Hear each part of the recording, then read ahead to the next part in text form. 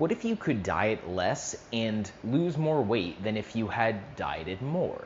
It seems counterintuitive. It seems so counter to everything that we hear in the modern dieting industry that it almost seems unbelievable, but there's actually good science to support it, and that is going to be our focus for today. My name is Andrew Perlout with Renaissance Humans, and we're diving into this idea that intermittent periods of calorie restriction, which is not the same as intermittent fasting, can yield better results than continuous calorie restriction. So if you watched my last video, you know that it is very possible for someone to diet themselves into a corner, which is to say that they restrict their calories by a lot and keep restricting those calories over a long period of time. And when their weight loss slows down, they up the ante. They start restricting more and exercising more. That is their solution, up the ante every time things don't go well. But we know that that doesn't work well because it suppresses metabolic rate, you lose energy, and then what happens if you finally manage to reach your goal weight, you're at a suppressed metabolic rate, so you can't really go back to eating normal amounts of food. It's a miserable way to live. Now, granted, the opposite extreme of just gorging yourself is also not going to work. But there is a way to run a calorie deficit intermittently in a way that will preserve your metabolic rate to a large degree. So we're going to be looking at a study on that today. So let's get into it. This isn't a new problem. We've known for a long time that when you reduce your food intake in an attempt to lose weight, your body will fight for homeostasis. It will do this by slowing down your metabolic rate to preserve mass. It will make some hormonal changes that will leave you hungrier, and it has some other curveballs up its sleeve. And even in an obese person that really can afford to lose the weight, even after they've only lost a little bit of weight, we already see this coming into play. So what to do about it? These researchers wanted to investigate the slowdown metabolic rate function, because we know that when you start to lose weight for the first couple weeks, you're losing 100% of what the models predict you should lose, but by the time a couple weeks have gone by, that's slowed down considerably. But we also know that it only takes about 2 weeks of eating a weight maintenance level of calories to bring metabolic rate up to normal. So what will that do to the weight loss process if you actually try to bring the rate back up every 2 weeks? The 52 participants were divided into 2 groups, and each group had a calorie deficit equal to 67% of what it would take to maintain their body mass at their starting level. But that was adjusted after every period, so as they lost weight, that figure got changed. The study lasted for 16 weeks, and the first group just dieted all 16 weeks. The other group only dieted for 8 of those weeks. They did 2 weeks on, 2 weeks off, 2 weeks on, 2 weeks off. So for only half the time were they actually running a calorie deficit. It seems implausible that the intermittent dieting group could possibly lose as much weight as the continuous dieting group. How did they do? The intermittent dieting group didn't do as well as the continuous dieting group. They did much, much better. Despite lazily eating weight maintenance for half the time, after every 4-week period of time when the researchers weighed the participants, they found that the intermittent dieting group was losing more fat week after week after week. At the end of the 16 weeks, the intermittent group had lost 47.6% more body fat than the continuous dieting group.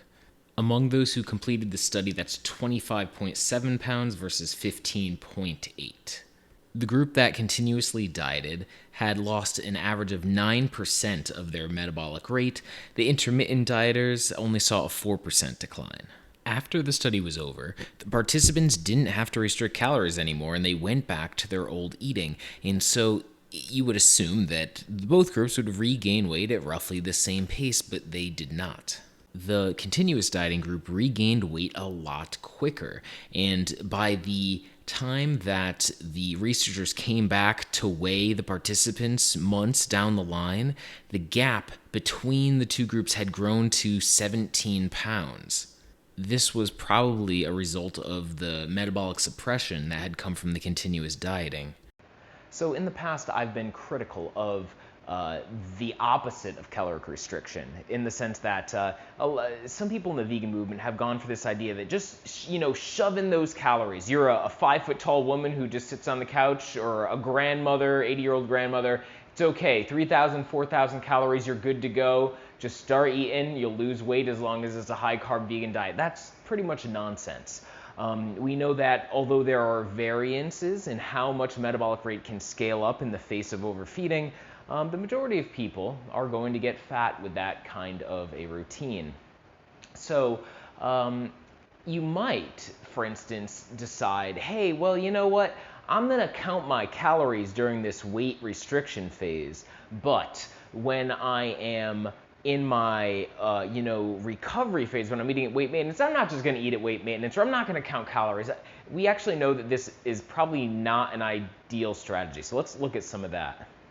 So here's a similar study. It lasted for 18 weeks, and they had 2-week cycles of dieting followed by 4 weeks of not just eating at weight maintenance, but eating unlimited calories.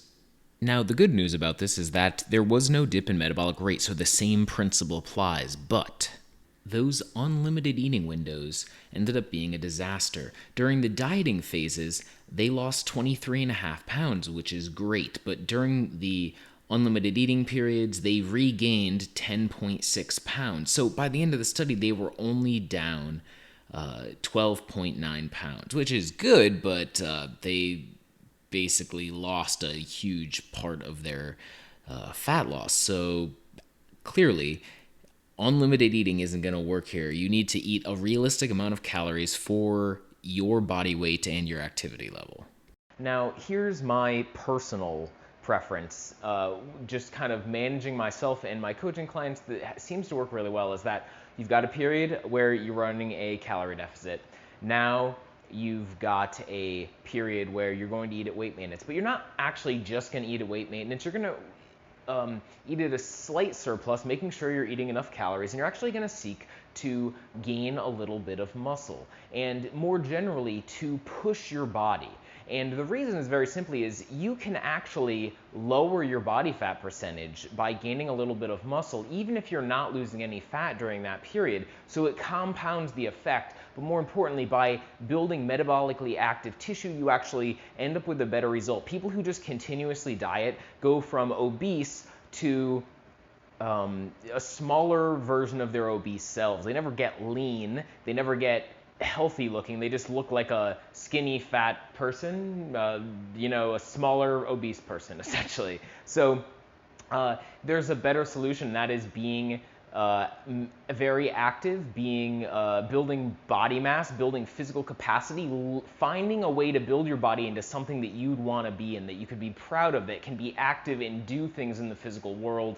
That is really key in my opinion. That's kind of how I live my life. It's like, all right, you can't eat unlimited quantities of food. I used to be obese myself, and I've kept it off in a large part because I eat enough to do the physical activities that I want to, and that's really worked well for me. And as continuously new research comes out, I'm able to see, oh, actually you can kind of integrate that in interesting ways into the weight loss process. Now, we don't know for certain that the parameters of this study, the whole like 2 weeks on, 2 weeks off thing, is ideal. Maybe it's 1 week off, 1 week on, maybe it's 3 to 1. We don't really know. We also don't know what the degree of caloric restriction is optimal.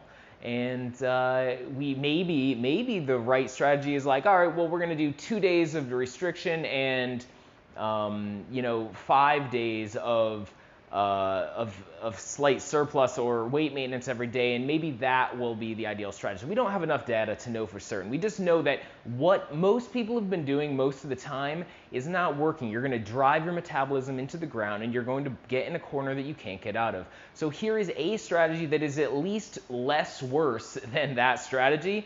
It's certainly a huge step up. It's more effective. You lose more weight, and I highly suggest you think about weight loss this way. Calorie deficits are not horrible, they work well, but you just have to do them in moderation. So I hope that helped you guys. See you later.